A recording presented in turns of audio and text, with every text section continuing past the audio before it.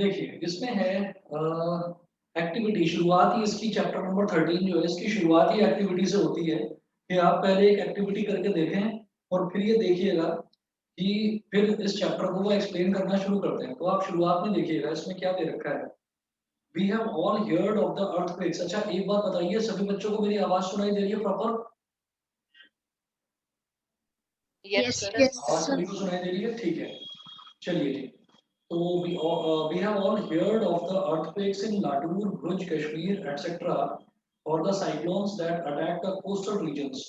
Think of as many different ways as possible in which people's health would be affected by such a disaster if it took place in our neighborhood. हम सबने सुना है कि भुज में, लातूर में, कश्मीर में, इन सब जगह हम सबने सुना है कि यहाँ पर अर्थक्वेक्स आ जाते हैं।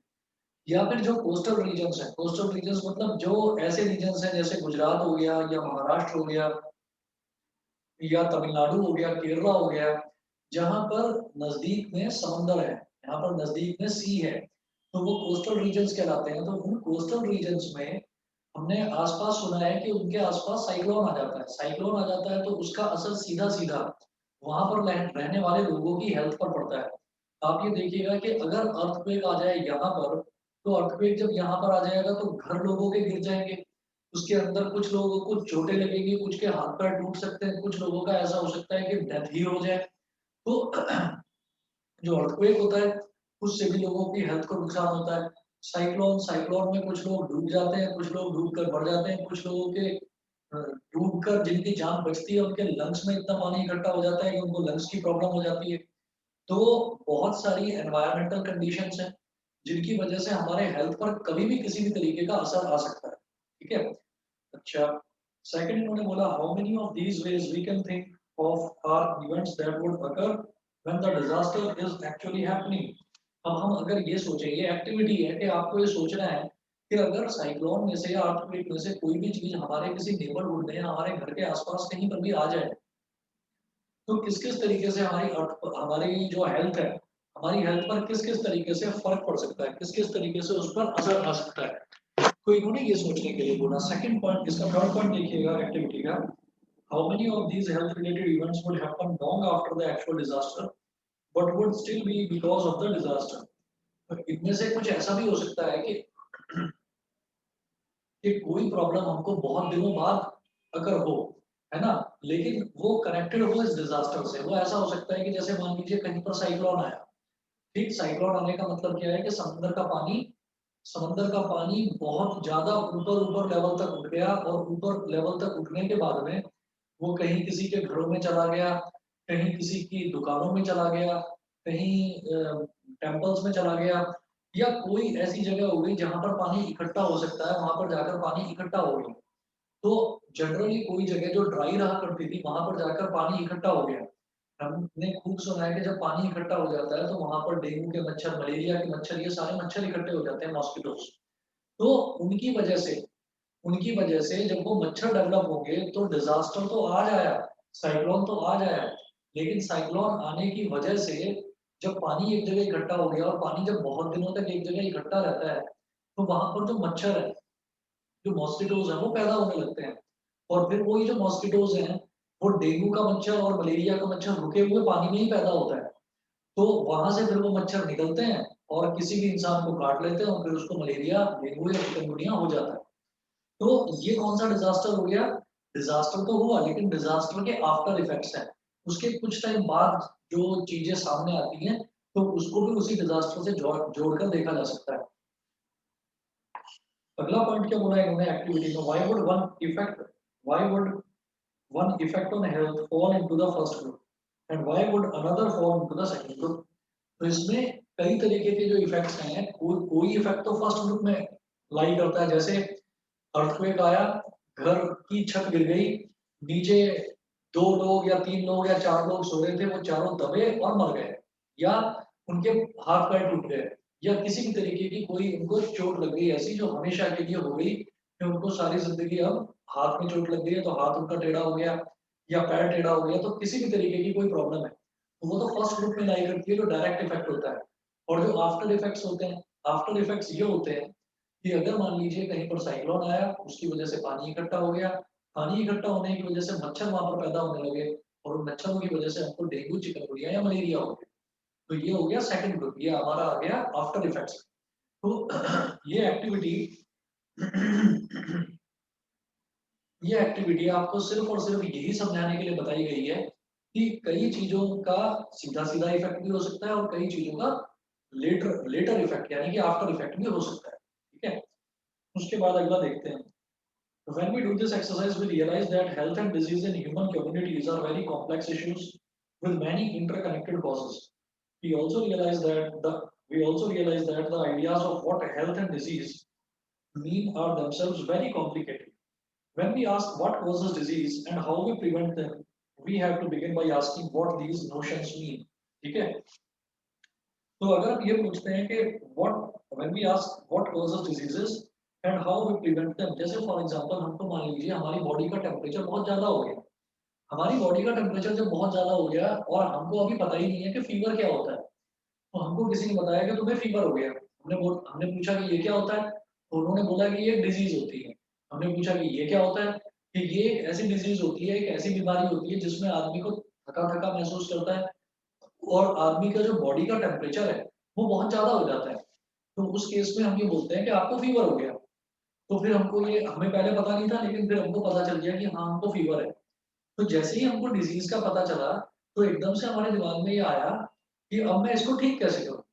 ठीक है, तो डिजीज का क्या होगा, ट्रीटमेंट होगा। और ट्रीटमेंट होगा किस चीज के लिए, ताकि हमारी हेल्थ वापस पहले जैसी हो जाए।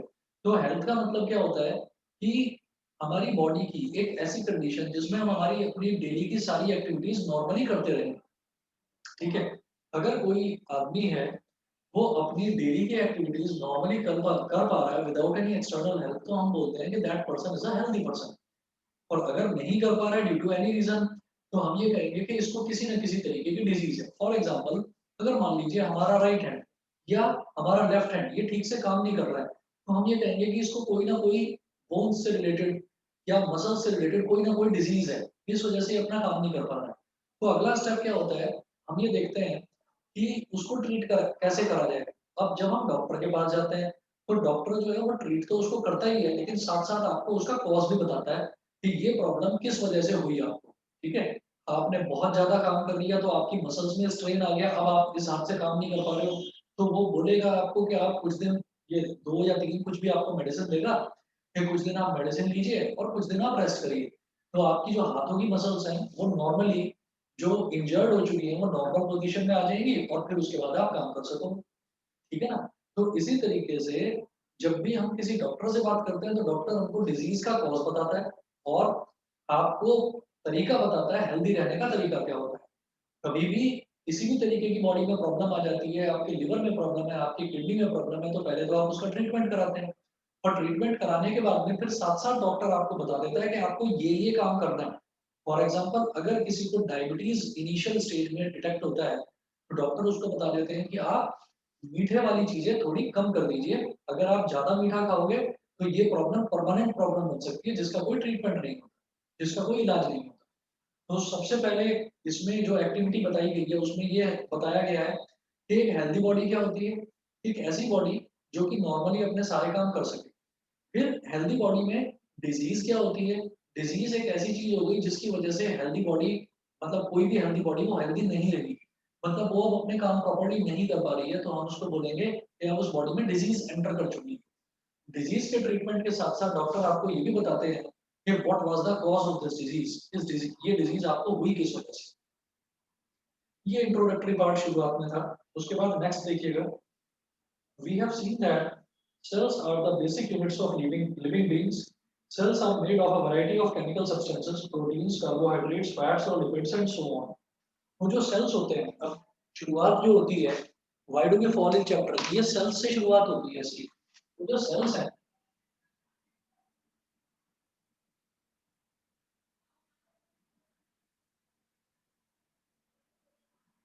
cells are made up of cells are made up of proteins, carbohydrates, fats और lipids. Proteins, comma,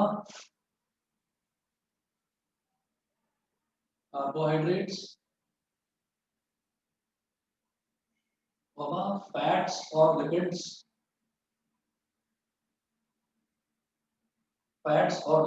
and so on, and so on. तो इन बहुत सारी चीजों से मिलकर जो है वो सेल्स बनते हैं। सेल्स में ये सारे के सारे कॉन्स्टिट्यूएंट्स होते हैं, सारी चीजें होती हैं, प्रोटीन भी होता है, कार्बोहाइड्रेट भी होता है, फैट होते हैं, लिपिड्स होते हैं, और भी बहुत सारी चीजें होती हैं। तो अगर although the pictures look quite static, in reality the living cell is a dynamic place. Something or the other is always happening. Cells move from place to place. Even in cells that do not move, there is repair going on. New cells are being made in our organs or tissues. There are various specialized activities going on. The heart is beating, the lungs are breathing, the kidney is filtering urine, the brain is thinking. तो इसका मतलब क्या है कि जैसे हम किसी cell की पिक्चर को देखते हैं, तो सेल की पिक्चर को जब हम देखते हैं तो वो हमको स्टैटिक लगती है। स्टैटिक का मतलब कि वो रुकी हुई है। कि उसमें क्या है कि एक तो साइटोप्लाज्म है, सेल के अंदर जो भी लिक्विड पूरा भरा हुआ है ना, उसको बोल देते हैं कि ये साइटोप्लाज्म है। ठीक है। फिर हम बोलते हैं उसके अंदर ईआर होता है, एंडोप्लाज्मिक रेटिकुलम, उसके अंदर न्यूक्लियस होता है, उसके बाहर की कवरिंग को सेल मेम्ब्रेन बोलते हैं, उसमें आपका जो है एपिडर्मिस होता है।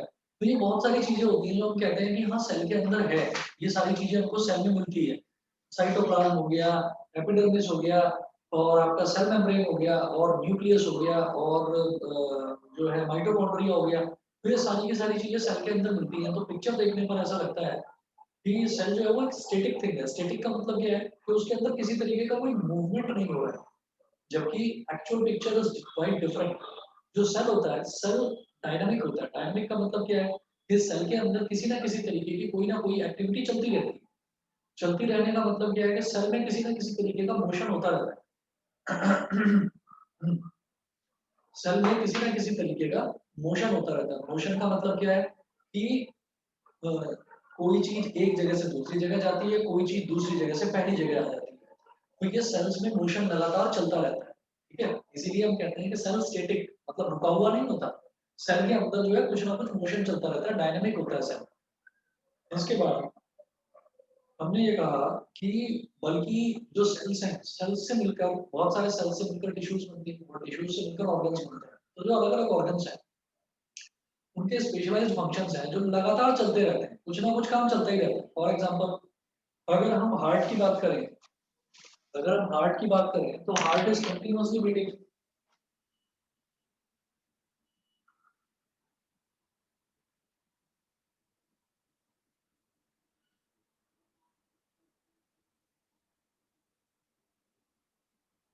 अगर हम हार्ट की बात करते हैं तो हार्ट इज कंटिन्यूअसली बीटिंग। उसके बाद अगर हम लंग्स की बात करते हैं, लंग्स की अगर हम बात करते हैं तो lungs are breathing, lungs are breathing. ये लंग्स के बारे में हो गया। उसके बाद अगर हम किडनी की बात करते हैं तो किडनी इज फिल्टरिंग यूरिन।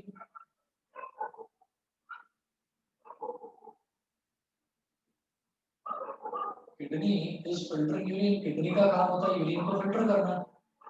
ठीक है। उसके बाद अगर हम बात करते हैं ब्रेन की,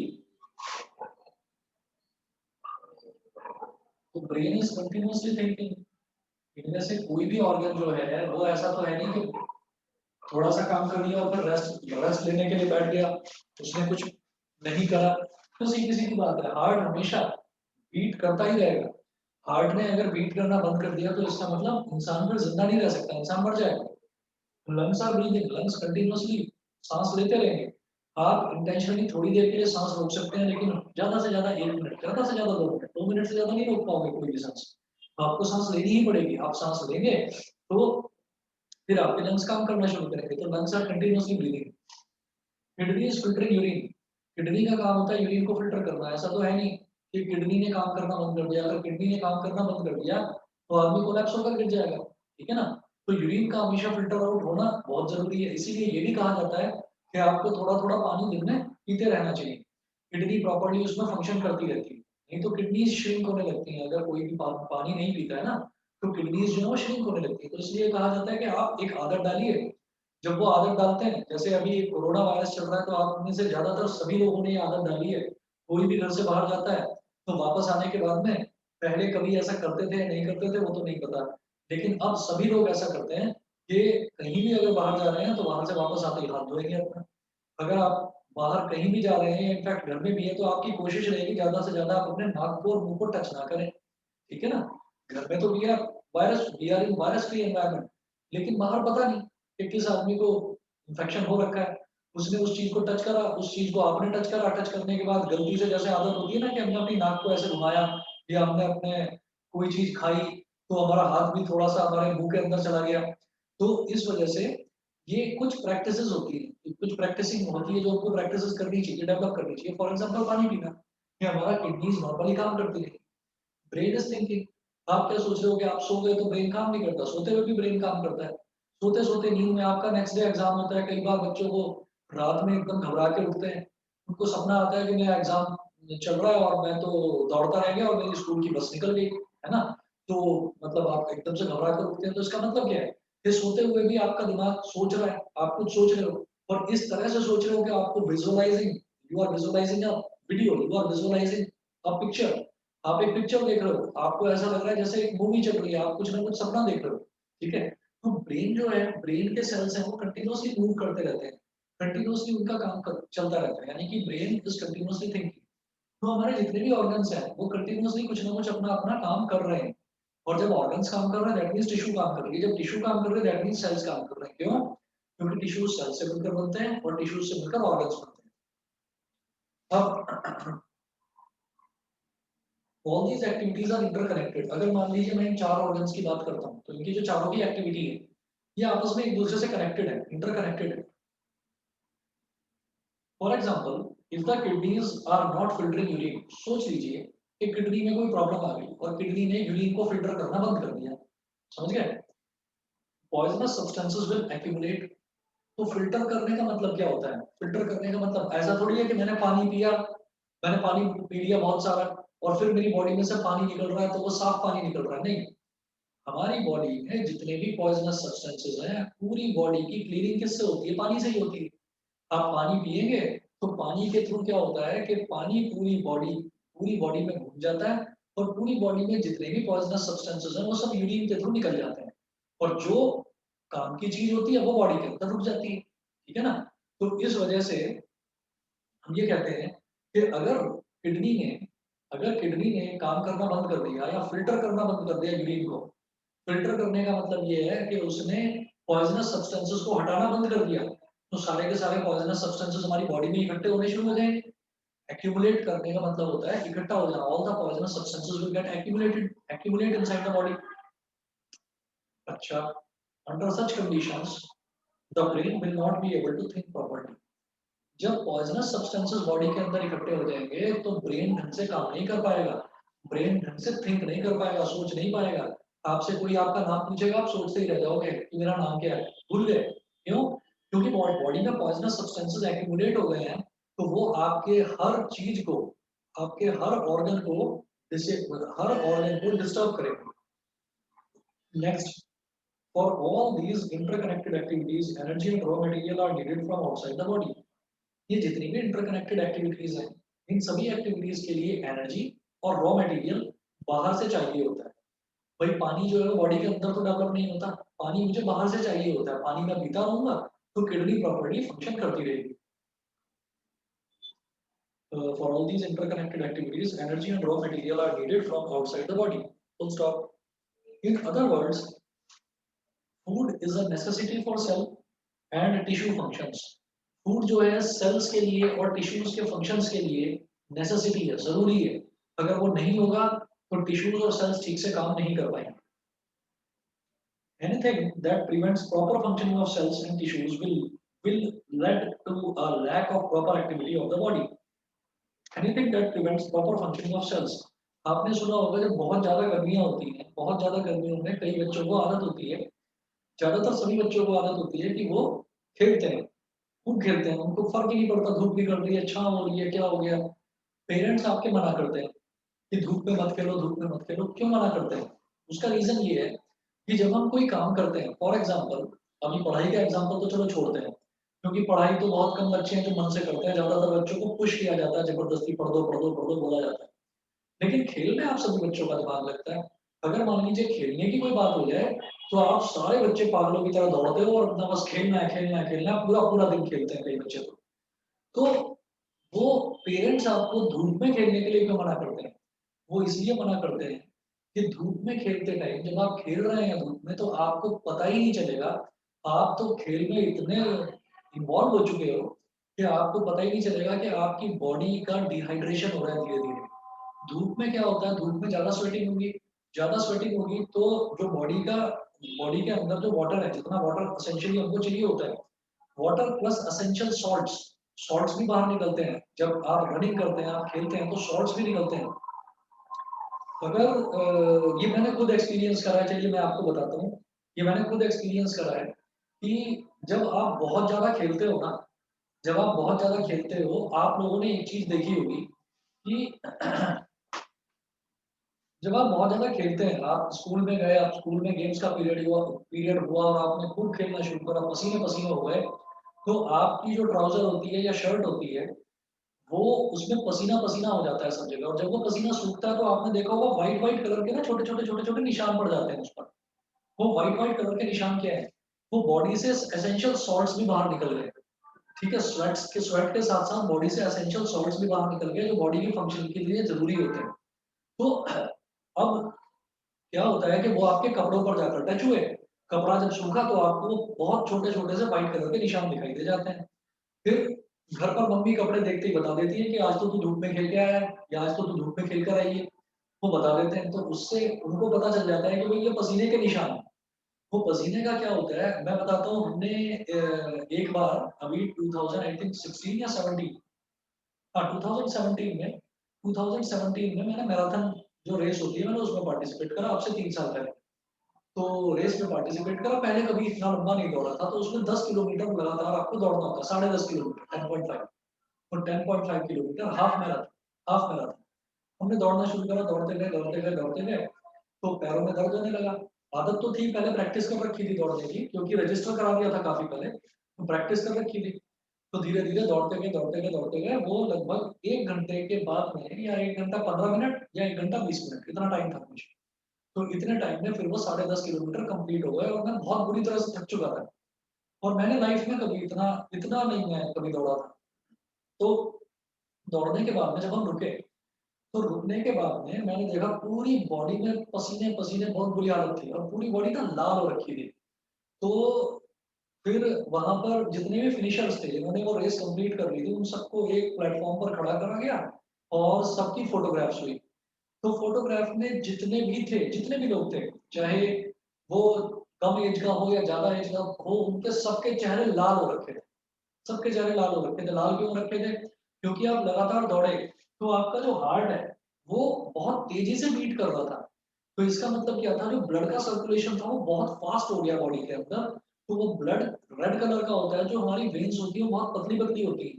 तो वो जो कलर है, वो कलर हमारे चेहरे तक पर दिखाई देने लगा। फिर हम सबके चेहरे लाल हो गए क्योंकि बहुत छोटी-छोटी जो वेन्स हैं, वो हमारी स्किन पर भी यहाँ पर है। अगर मान लीजिए हल्का-सा हम शेविंग कर रहे हैं, हल्का-सा कट लग जाए, तो यहाँ से भी ब्लड निकलेगा। इसका मतलब ब्लड मेरी स्किन में भी फ्लो कर रहा है। इसका मतलब ब्लड मेरे फोrehead में भी फ्लो कर रहा है, मेरी नोज़ में भी फ्लो कर रहा है। तो पूरा का पूरा चेहरा एकदम लाल। अब जैसे पसीना धीरे-धीरे सूखना शुरू हुआ, तो कुछ इरिटेशन सी होनी शुरू हुई स्किन में, चेहरे की स्किन पे, हाथों की स्किन पे इरिटेशन होनी शुरू हुई। वो इरिटेशन क्या थी? आप लोग पता नहीं आप लोगों ने कभी इतना लंबा दौड़े होगे या नहीं? मैं अपना पर्सनल एक्सपीरियंस बताता हूँ, हमें क्या हुआ कि मैंने देखा बहुत ऐसा-ऐसा व्हाइट कलर का पाउडर, माथे पर ऐसा कर रहा हूँ तो व्हाइट कलर का पाउडर आ गया, हाथ पर कर रहा हूँ तो व्हाइट कलर का पाउडर, तो वो क्या था? वो सॉल्ट्स थे। वो शॉट्स थे। पसीना अगर गलती से आपके मुँह के अंदर चला जाता है, तो आपको वो थोड़ा-सा नमकीन लगता होगा, थोड़ा-सा सॉल्टी लगता होगा। तो क्या होता है, वो सॉल्ट्स होते हैं बॉडी में से एसेंशियल पानी के साथ-साथ सॉल्ट्स भी निकल जाते हैं, हमारे स्किन के छोटे-छोटे पोर्स होते हैं, वहाँ से निकल जाते हैं। तो इसलिए ये बोला जाता है कि बॉडी में से जो सॉल्ट्स बाहर निकलते हैं, वो स्वेटिंग के थ्रू निकलते हैं। इस वजह से आप छोटे बच्चे हैं, आप लोगों को ये ध्यान नहीं रहेगा कि कब आपकी बॉडी पूरी तरह से डिहाइड्रेट हो जाएगी और आप कोलैप्स हो जाओगे। तो क्या होता है कि हमारे ब्रेन को फंक्शन करने के लिए, हमारी बॉडी की मसल्स को फंक्शन करने के लिए, सबको पानी की भी ज़रूरत होती है, एसेंशियल सॉल्ट्स की और मिनरल्स की ज़रूरत होती है। उसी के लिए हम खाना खाते हैं, ग्लूकॉन डी पीते हैं, ठीक है ना? दूध पीते हैं। तो ये सारी चीज़ें जो हैं, ये मिनरल्स जो हैं, जो ये एसेंशियल न्यूट्रिएंट्स हैं, जो फूड है, वो फूड हमको प्रिपेयर करता है लाइफ में किसी भी तरीके की एक्टिविटी में इन्वॉल्व होने के लिए, ठीक है ना। अगर आप बहुत ज्यादा भूखे हैं, आपको भूख लग रही है और आपसे कोई बोले कि चलो भाई चलो दौड़ लगाओ आप ग्राउंड में, तो आप मुश्किल से 5 मिनट 10 मिनट दौड़ लगाओगे, गिर जाओगे वहां पर, चक्कर आ जाएंगे। वो जो चक्कर आते हैं ना सर घूमना, उसका मतलब ही ये है कि प्रॉपर न्यूट्रिएंट्स आपके ब्रेन में नहीं पहुंच पा रहे हैं, तो ब्रेन काम नहीं कर रहा है, फिर आदमी बेहोश हो जाता है। बेहोश जब भी कोई आदमी होता है, सबसे पहले उसके ऊपर पानी का छींटा डाला जाता है। क्यों? सबसे पहले जो स्किन है, स्किन के थ्रू पानी अब्जॉर्ब करो और मुंह खोल के मुंह के अंदर पानी डालो।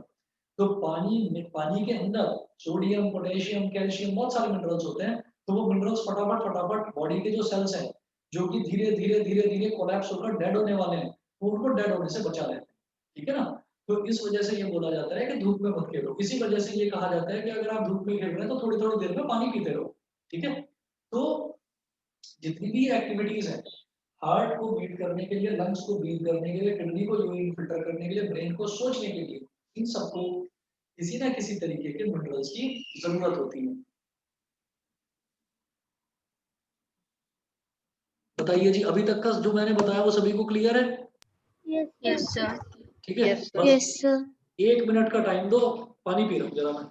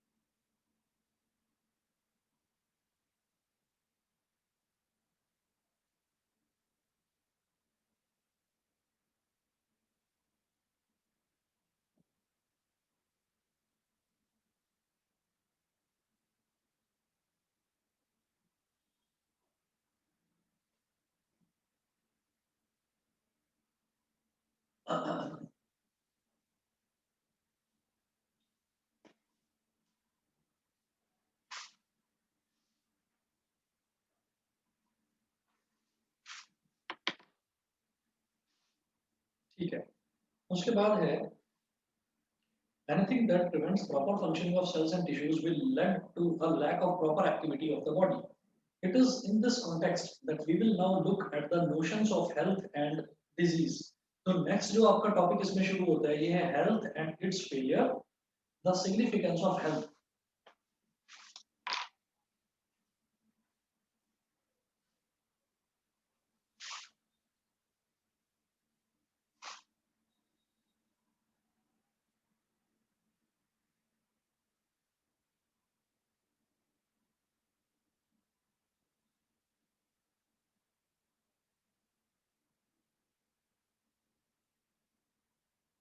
Health and its failure.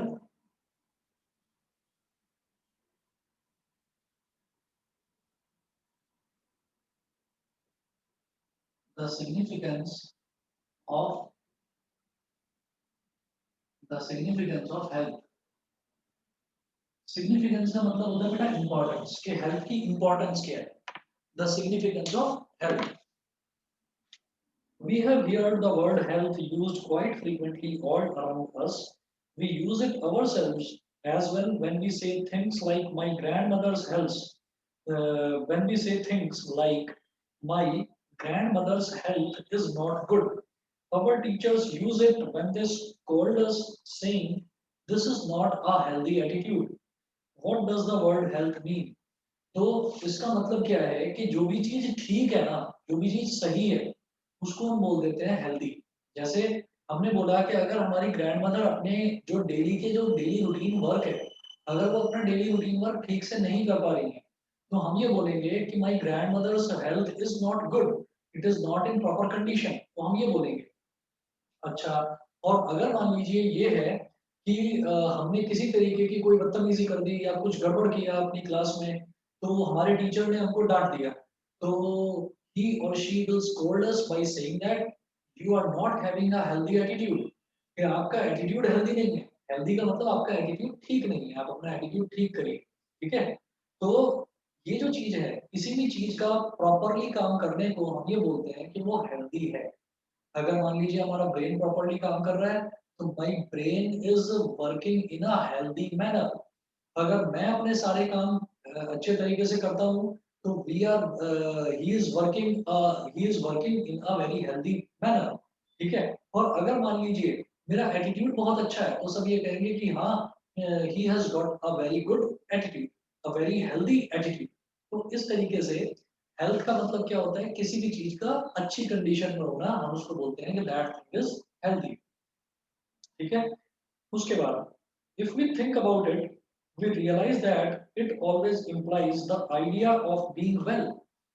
If we think about it, we realize that it always implies the idea of being well. कि अच्छा होना, अच्छा होने का मतलब ही हेल्दी होना है, कि आप पूरी तरह से ठीक हैं, इसका मतलब आप हेल्दी हैं। The idea of being well, ठीक है। तो हेल्दी का मतलब क्या है?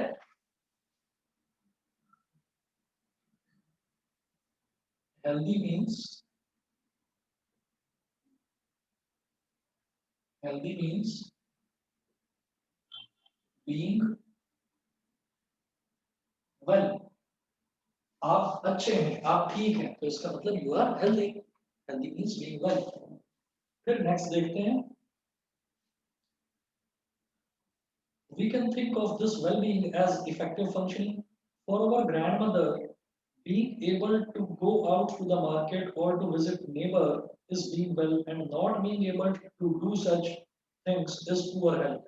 तो हम ग्रैंड मदर से क्या एक्सपेक्ट करते हैं?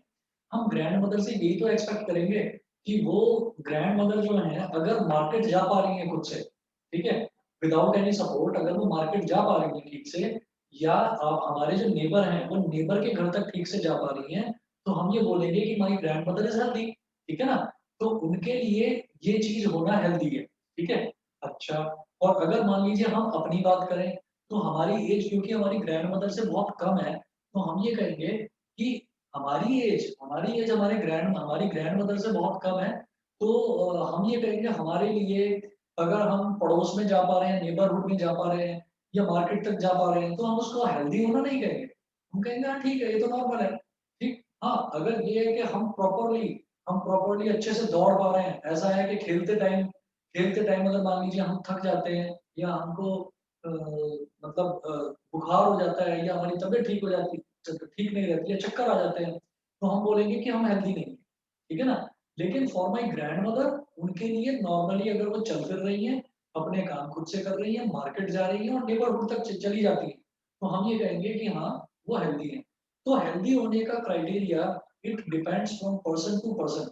अलग अलग पर्सन पर वो वेरी करता है हेल्दी होने का क्राइटेरिया, ठीक है ना। अच्छा, उसके बाद है being interested in following the teaching in the classroom so that we can understand the word is called a healthy attitude। कि अगर आप क्लास में बैठे हुए हैं, एक टीचर की नजर में हेल्दी एटीट्यूड क्या है? अगर आप क्लास में बैठे हुए हैं और टीचर जो आपको पढ़ा रहा है वो आप सुनने में इंटरेस्टेड हैं, और आप सीखना चाहते हैं कि ये जो टीचर आपको बता रहा है ये कुछ ऐसी चीज बता रहा है जो आपको नहीं पता, ठीक है ना। तो लर्निंग लर्निंग को ही तो लाइफ बोलते हैं। तो अब ये कहा जाएगा कि आप बैठे हुए हैं क्लासरूम में, और क्लासरूम में क्यों बैठे हैं? पढ़ने के लिए बैठे हुए हैं। तो जब आप पढ़ने के लिए बैठे हुए हैं, तो आप प्रॉपर्ली पढ़ रहे हैं, चीजों को प्रॉपर्ली लर्न कर रहे हैं, प्रॉपर्ली समझ रहे हैं, तो इसको ही कहा जाएगा कि this is a healthy attitude towards life. कि आपको लाइफ में जो मौका मिला, आपको ये कहा गया कि अब आपको बैठकर पढ़ना है, तो आप पढ़ाई कर रहे हैं ध्यान से, अब आपको खेलना है, तो आप खेल रहे हैं ध्यान से। तो इस चीज को बोलते हैं हेल्दी एटीट्यूड, ठीक है ना। तो टीचर की नजर में हेल्दी एटीट्यूड ये है कि कोई भी बच्चा जो क्लास में बैठा है और वो ढंग से पढ़ाई कर रहा है, तो टीचर उसको बोलेगा कि this is a healthy attitude. Health is therefore a state of being well enough to function well physically, mentally and socially। तो इतना सब कुछ समझने के बाद में, पढ़ने के बाद में हम एक फाइनली एक कंक्लूजन पर पहुंचे कि सिर्फ फिजिकली फिट होना, आप फिजिकली फिट हो और बेवकूफों वाली हरकत कर रहे हो। आपके हाथ भी बहुत अच्छे से फंक्शन कर रहे हैं, आपके पैर भी बहुत अच्छे से फंक्शन कर रहे हैं। आपको अगर पहाड़ पर चढ़ने के लिए बोला जाए आप उस पर भी चढ़ जाओगे, दौड़ने के लिए बोला जाए आप दौड़ने भी लगोगे, प्रॉपरली आप चलते हैं, है ना? हर तरीके की फिजिकल एक्टिविटी आप प्रॉपरली कर सकते हैं, ठीक है? तो इसका मतलब आप फिजिकली फिट हैं। लेकिन आप उल्टी सीधी हरकतें कर रहे हो। आप मम्मी को पापा बोल देते हो, पापा को मम्मी बोल देते हो। आप ग्रैंडमदर को ग्रैंडफादर बोल देते हो और अपने फ्रेंड को ग्रैंडमदर बोल देते हो। तो आप बेवकूफ़ों वाली हरकत कर रहे हो, इसका मतलब आपका दिमाग ही सेंटर में नहीं है। आपका दिमाग ठीक से काम नहीं कर रहा है। तो अगर आपका दिमाग ठीक से काम नहीं कर रहा है, तो भी कह देते हैं कि आप हेल्दी नहीं हो। आपका दिमाग तो बहुत अच्छे तरीके से काम कर रहा है, लेकिन बराबर में आपका फ्रेंड बैठा हुआ है, आपने चाटा मार दिया उसको, ठीक है ना? आपके हाथ में चाकू थी, आपने चाकू से अपना हाथ ही काट लिया। तो इससे क्या समझ में आता है कि आपकी जो मसल्स हैं, आपकी मसल्स आपके कंट्रोल में नहीं है। आपने फिजिकली कुछ ना कुछ उल्टी-सीधी हरकत कर दी। तो इस चीज़ को भी कहा जा सकता है कि आप हेल्दी नहीं हैं। तो और इमोशनली जो यहाँ पर इमोशनली लिखा हुआ है, सोशली लिखा हुआ है। सोशली का मतलब क्या है? सोशली का मतलब ये है कि मतलब आप जो हैं, आपके रिलेशन में या कहीं जान-पहचान में या आपके किसी फ्रेंड के पास या कोई भी किसी भी इंसान की डेथ हो गई, कहीं पर भी, ठीक है? किसी भी इंसान की डेथ हो गई या कोई इंसान बहुत क्रिटिकली बीमार पड़ गया या किसी का क्रिटिकली एक्सीडेंट हो गया और आप वहाँ खड़े होके हँसने लगते हो, तो ये कहा जाता है कि आप तो सोशली इल हो, आपको तो अकल ही नहीं है ना? तो ये चीज़ें जो होती हैं, ये सारी चीज़ों का कॉम्बिनेशन एक गुड हेल्थ होता है, ठीक है? तो इन सब चीज़ों को कंबाइन करके सिर्फ फिज़िकली फिट होना वो हेल्थ नहीं है। तो हेल्थ की जो प्रॉपर डेफिनिशन है वो क्या है? Health is a state of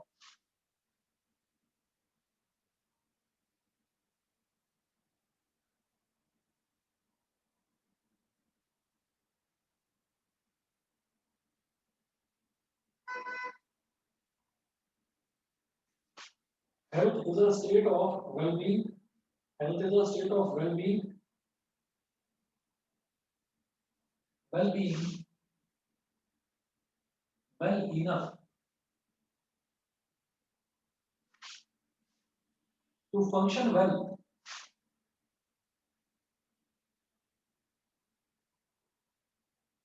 to function well physically, to function well physically, mentally, to function well physically, mentally and socially. Physically, mentally and socially. ठीक है? आप कभी भी देखिए, आप बच्चे सभी के सभी आप बच्चे 9th क्लास में हैं, आप कभी नर्सरी की क्लास में जाकर देखिए, आपके स्कूल में जब भी आपके स्कूल खुलेंगे, तो आप कभी भी नर्सरी की क्लास में जाकर देखिए, जहाँ पर ढाई 3 साल के बच्चे होते हैं। तो उन बच्चों को कोई कुछ सिखाकर नहीं भेजता है, वो स्कूल में आकर सारी की सारी चीज़ें सीखते हैं। तो आप ये देखिएगा कि आप वहाँ पर जाइए और वहाँ पर जाकर आप कोई भी 2 बच्चे चले जाओ वहाँ पर और वहाँ पर जाकर आप लड़ना शुरू कर दो आपस में। आप एक-दूसरे को मारना शुरू कर दो, आप एक-दूसरे से झगड़ना शुरू कर दो, है ना? तो वो जो छोटे-छोटे बच्चे हैं, 2.5 साल के, 3 साल के बच्चे, तो वो अपने आप रोना शुरू कर देते हैं। वो रोना शुरू कर देते हैं। रोने का मतलब क्या है? आदमी रोता कब है? जब कोई भी चीज़ अच्छी नहीं लगती उसको, जब किसी भी चीज़ से वो परेशान होता है, तब इंसान रोता है। तो वो जो छोटे बच्चे हैं, उनको किसी ने सिखाकर नहीं भेजा। उनको उनको अपने आप से अंदर से रोना निकल गया। रोना क्यों निकल गया? क्योंकि उनको अच्छा नहीं लग रहा है कि आप आपस में लड़ रहे हैं, ठीक है? तो ये चीज़ क्या है? ये चीज़ है अब मतलब अंदर से ही इनहेरिटेड है ये कि आपका दिमाग चीज़ों को समझ रहा है कि ये दोनों एक-दूसरे को मार रहे हैं। ये दोनों एक-दूसरे को मार रहे हैं तो ये अच्छी बात नहीं है। ये दोनों एक-दूसरे से झगड़ रहे हैं, ये एक-दूसरे को धक्का-मुक्की कर रहे हैं, तो ये अच्छी बात नहीं है। तो वो बच्चा अपने आप ही रोना शुरू कर देता है। अच्छा ऑन द अदर हैंड आप देखिएगा कि जो छोटे-छोटे बच्चे होते हैं, जो नर्सरी में होते हैं, एलकेजी में होते हैं, उनके यहाँ छोटे-छोटे प्लेज़ होते रहते हैं। तो उसमें क्या होता है कि कोई बड़ा बच्चा आता है और वो बड़ा बच्चा मिक्की माउस की बड़ी-सी वो ड्रेस पहनकर और फिर उल्टी-सीधी हरकतें दिखाता है जस्ट लाइक अ क्लाउन, वो जोकरों वाली हरकतें दिखाता है। तो जब वो जोकरों वाली हरकत दिखाता है तो किसी छोटे बच्चे को थोड़ी पता है कि हँसना क्या होता है, रोना क्या होता है। तो वो सारे बच्चे हँसना शुरू कर देते हैं। क्यों? क्योंकि उनको दिखाई देता है कि समथिंग फनी इज़ हैपनिंग। उनको सब समझ में आ जाता है कि हँसी-मज़ाक हो रहा है, तो वो बच्चे हँसना शुरू कर देते हैं। तो ये जो चीज़ें हैं, ये सारी चीज़ें अब ऐसे में अगर मान लीजिए कहीं हँसी-मज़ाक की चीज़ हो रही है और कोई बच्चा ना हँसे, वो चुपचाप बैठा रहे, तो इसका मतलब something is wrong with his और हर माइंड। अगर कहीं पर लड़ाई-झगड़ा हो रहा है और लड़ाई झगड़ा हो रहा है, लड़ाई झगड़े पर वो परेशान नहीं होता है बच्चा, उल्टा हंसना शुरू कर देता है। तो भी लगता है कि हाँ कुछ ना कुछ गड़बड़ है, प्रोसेसिंग कुछ गड़बड़ चल रही है, माइंड प्रॉपर्ली काम नहीं कर रहा है। तो तब इमीडिएटली ये बताया जाता है कि भाई बच्चे का शायद माइंड का डेवलपमेंट नहीं है, या बच्चा चीजों को समझ नहीं पा रहा है। तो हमें उसको वो चीजें फिर समझानी पड़ती है। फिर भी नहीं समझता अगर बच्चा, तो फिर उसको डॉक्टर के पास ले जाते हैं कि भाई इसको कोई प्रॉब्लम तो नहीं है, कोई माइंड की प्रॉब्लम तो नहीं है, हेल्थ इसकी ठीक है या नहीं। तो हेल्थ में ये तीनों चीजें बहुत इंपॉर्टेंट है। सिर्फ फिजिकल फिटनेस होना वो हेल्दी होना नहीं है, इसमें आपका फिजिकली वेल होना, मेंटली वेल होना और सोशली वेल होना, ये बहुत जरूरी है। ठीक है। अच्छा, इसके बाद में नेक्स्ट देखते हैं, personal and community issues both matter for health. ये वही वाली चीज है जो मैंने अभी आपको कम्युनिटी इशू, मतलब ग्रुप में अगर बच्चा किसी को लड़ते हुए देखता है या किसी को जोकर वाली हरकतें करते हुए देखता है तो वो कब हंसता है और कब रोता है, तो वो वाली चीज है। Personal and community issues, next है topic personal and community issues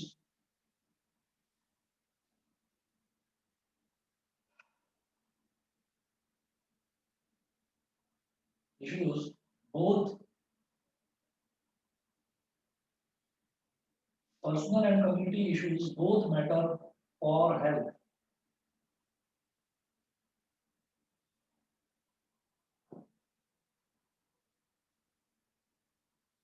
personal issues और कम्युनिटी इश्यूज, इन दोनों का बहुत फर्क पड़ता है हेल्थ पर।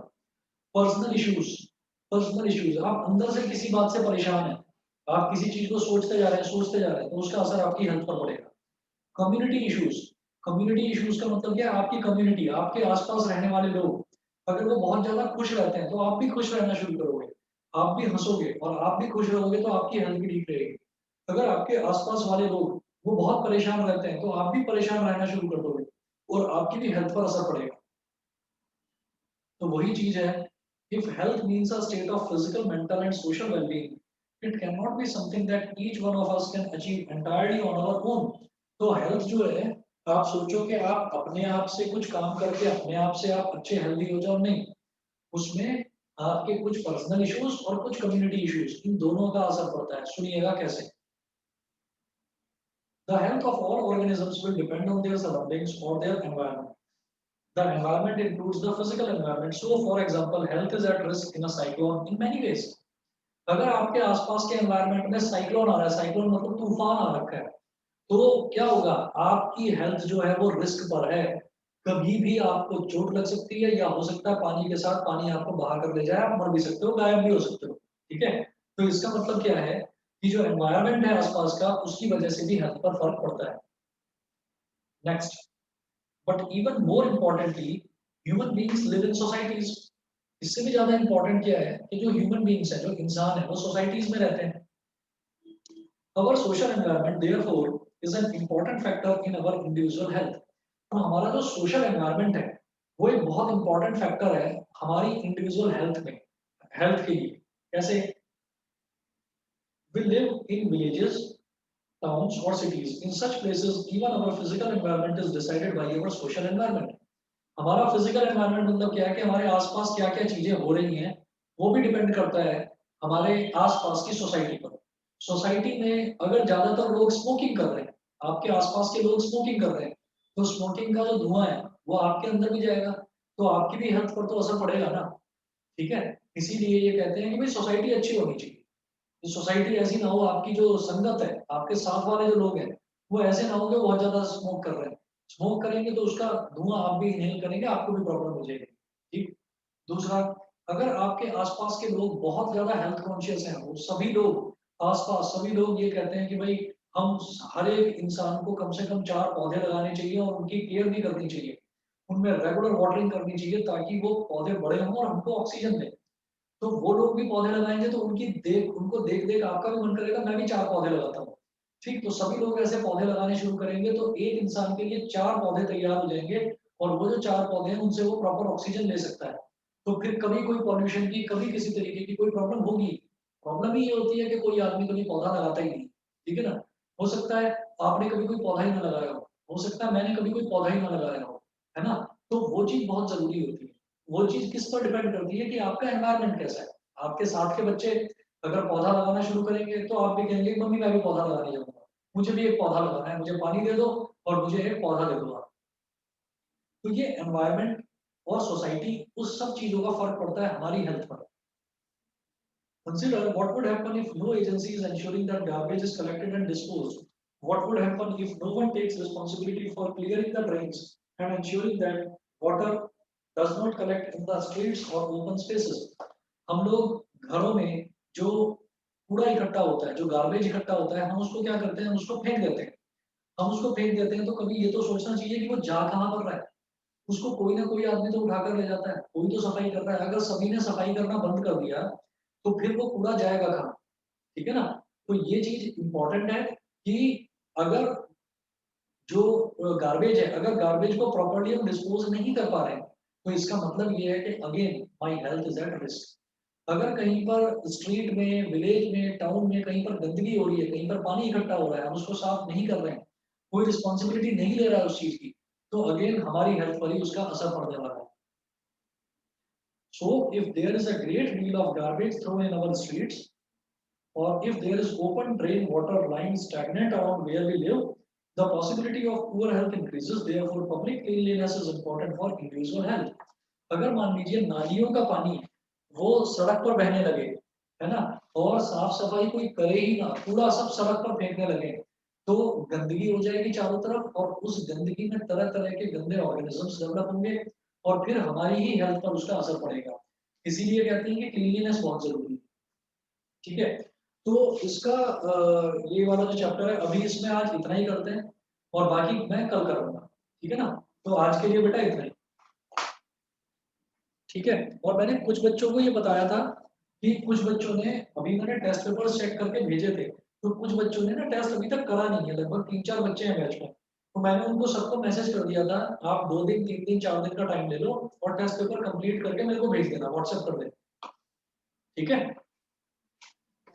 यस सर, मेरे एग्जाम से इसलिए नहीं किया सर, मैं भेज दूंगा परसों।